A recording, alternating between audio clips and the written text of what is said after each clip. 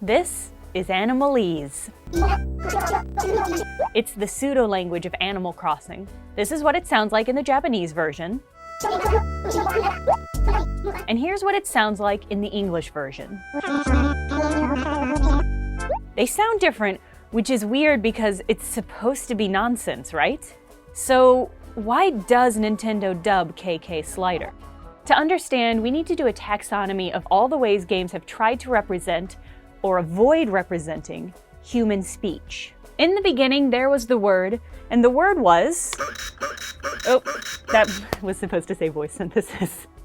Early attempts at adding audio to games were a mix of pre-recorded voices and genuine voice synthesizers, but they were mostly gimmicky, expensive add-ons. Voice chips made more sense in arcade machines because they were already a huge investment of space and money, but it was still a technical struggle to get them to work. Like Q*bert. Known for his mad ups and foul mouth, this drop of tang was originally supposed to speak English instead of... But audio engineer David Teal couldn't get the voice chip to produce the sounds he was hoping for. So instead of continuing to mess with it, he just said and had it string together some incoherent phonemes instead. Teal, like many designers that followed, came to the conclusion that human voices just weren't worth the fuss. Other developers opted for a style that's entirely unique to video games, and I looked around but I couldn't find a single definitive phrase used to describe this style, which I think speaks to how much we take it for granted, even though it is super weird. I'm talking about using nonsensical sound effects to stand in for language, or simply put,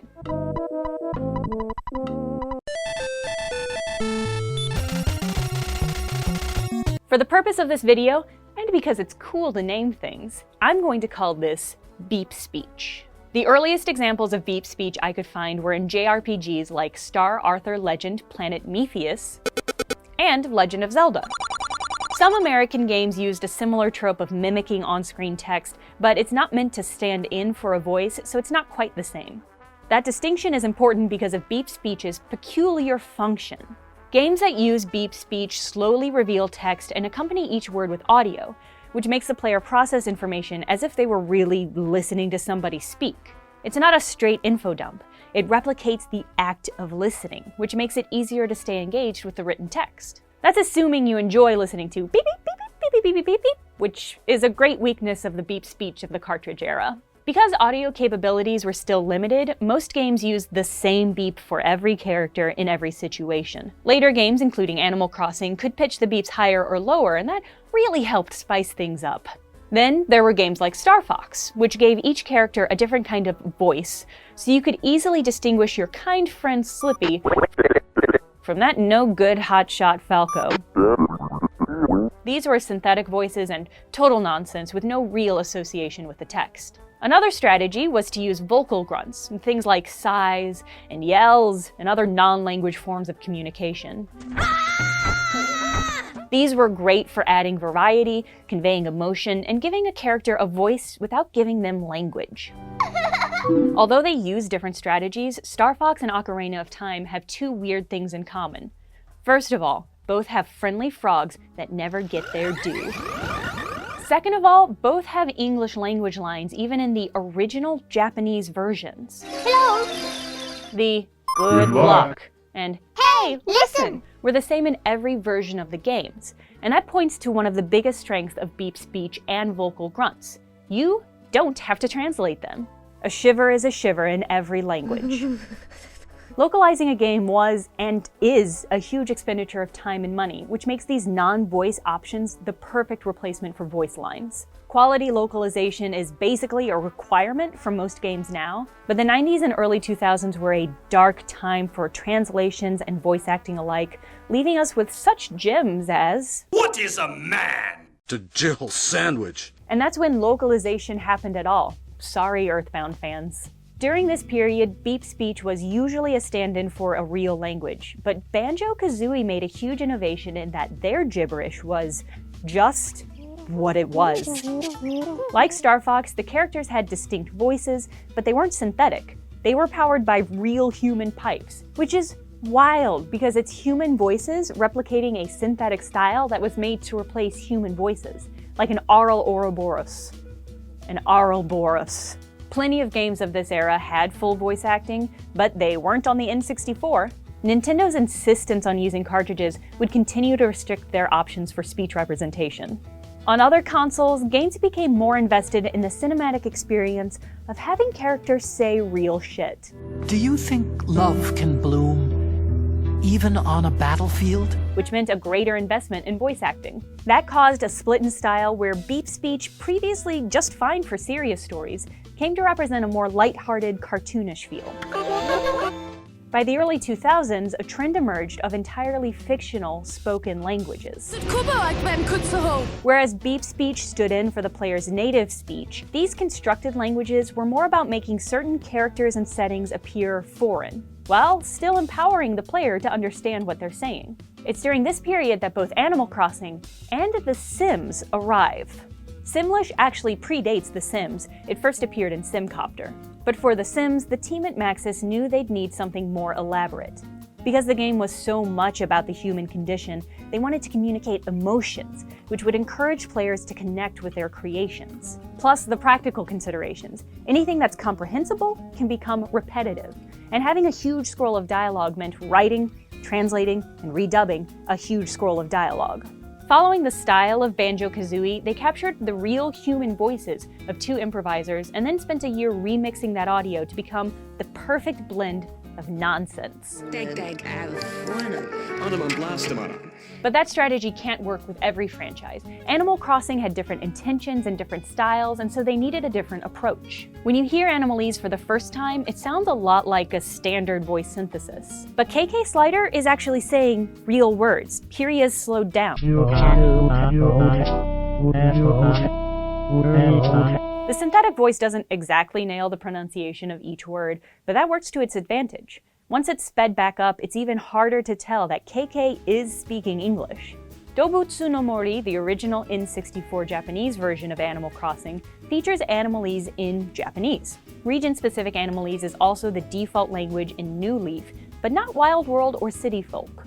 Instead, they use a pretty standard-sounding voice synthesis called BBBs. That's because Animal Crossing was never intended to be localized. In fact, Nintendo didn't localize the first version of Animal Crossing. The American release was based on the updated GameCube game Dobutsu no Mori Plus. Members of the Nintendo Treehouse had to advocate for it to be translated, partially because they had already gotten addicted to playing it. Because they never intended to localize the game, Nintendo included a lot of specific Japanese cultural elements, including, of course, the language. All of those had to be changed in the American version because the style of translation at the time called for completely eradicating any hint of a foreign culture. The prevailing notion was that American audiences didn't want anything that had what cultural theorist Koichi Iwabuchi called cultural odor, a phrase I hate to say out loud, but have to respect the usefulness of. The localizers for the first Animal Crossing did an amazing job replacing content and adding new events for American audiences, so much so that their game was actually re-localized back into Japanese and released for the GameCube as Dobutsu no Mori E+. So when it came time to make Animal Crossing Wild World, Nintendo needed a localization strategy from the start. And that strategy was to make a game with no regionality at all. No cherry blossoms, no Halloween, and no regional Animalese. The BBBs of Wild World stuck around for City Folk, but by New Leaf, Animalese had made a triumphant multilingual return. Why? Well, I don't know, but my theory is this. City Folk got a lot of criticism for being too similar to early entries in the franchise. The next game had to distinguish itself significantly to avoid another letdown. Aya Kyogoku, who co-directed New Leaf alongside Isao Moro, viewed the game as a tool to communicate with both animal characters and other players. So it made sense that the communication in-game would be more elaborate than BBBs. But doing full voice acting would have been exorbitantly expensive. City Folk had a huge script, around 640,000 words. For perspective, Infinite Jest clocks in about 483,000 words. So this cute little game about bugs and letters has it beat by over 100,000 words, and that means it's better. On top of that, it's just plain science that when creatures speak in adorable baby talk, they're cute, and you just want to squish their little faces. All of that probably made it worthwhile to switch from BBBs back to Animalese, an easy way to show that you're turning over a new leaf. That brings us up to New Horizons, and Nintendo has once again flipped the script by making the language semi-Animalese. It's not quite BBBs. There are parts that still sound like words, and certain sounds do repeat with specific text, like I being pronounced like. But the weird thing is, this has still been localized. You can hear the difference in the way Nook addresses the audience in the Japanese and English Nintendo Directs.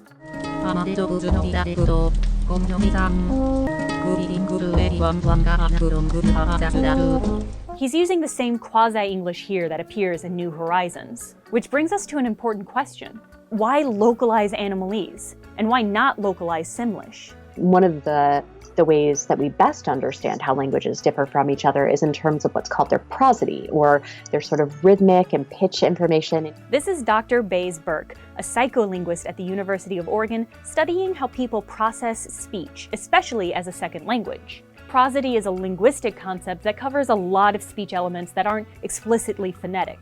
Like if you hear somebody talking through a wall, you can often tell if they're speaking your native language or not, even if you can't hear specific words. We know that the rhythm matters a ton for recognizability, and when you disturb the rhythm information and pitch information, it can have really big consequences for how you understand the speech. That said, there's a lot of variability, so I could have sort of weird prosody, weird pitch and rhythm information, and you could probably still tell that I'm a native speaker of English. Which is exactly why Animalese is so difficult to parse. Even though it's just been peppered with a few audio artifacts, the sped up pace alters the prosody and makes it very hard to understand. Hard, but not impossible. There are ways in which you can distort the signal so much that it feels at first like it's impossible for you to understand it, but once you have started to figure it out, it becomes easy to understand. I can vouch for that, having listened to a lot of Animal Crossing clips while researching this video. It's gotten to the point where I can sort of like half understand the villagers while they're speaking, and I've also begun to dream in Animalese, and that's probably fine, right? How we define gibberish is going to be based on our native language, right? So how gibberishy something sounds is going to be related to how similar or different it might sound to your native language. But I could imagine if it sounded so distinct from your native language, it might not even sound like gibberish. It might just sound like something that isn't really languagey. So even though it's gibberish, the distance from your native language can determine, even subconsciously, whether you perceive it as a language. Which means that Simlish probably isn't as universal as the team at Maxis hopes. The specific sounds that they're using are English-like sounds, in part because we know producing non-English-like sounds is something that's really hard if you're a native English speaker. So if you're improvising and producing gibberish, you're going to produce the sounds that are within your inventory. A lot of effort was put into mixing and chopping up this audio, but the raw materials were still inevitably lacking in variety. Simlish could still be localized to make more regionally accessible forms of gibberish, but you're not a member of the community in The Sims. You're an overseer god who occasionally intervenes to drown somebody, so it matters less how familiar the nonsense sounds. But for Animal Crossing, the villagers can't speak a gibberish that's too distant from the player's native language, because the games are about becoming part of a community. Animal Crossing needs to feel and sound warm and familiar. That level of comfort and familiarity is something that is probably easy to induce via language. Localized Animalese can make you feel more comfortable and at home because even if you don't realize it, everybody is speaking your language.